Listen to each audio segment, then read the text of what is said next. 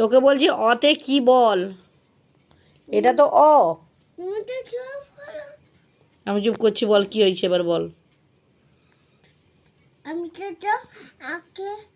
আমি ম্যাডাম। তুই madam? Baby ওর madam. তুই বেবিদের ম্যাডাম? ওরকম ম্যাডাম কেউ চায়নি, ঠিক আছে তোকে? Baby madam. যে পড়াশোনা করতে পারে না আবার ম্যাডাম, এগুলো কি? এটা জিজ্ঞেস করা হচ্ছে তো, এটা কি? তুমি বলো। তুই ঠিক আছে, এটা এটা বলো।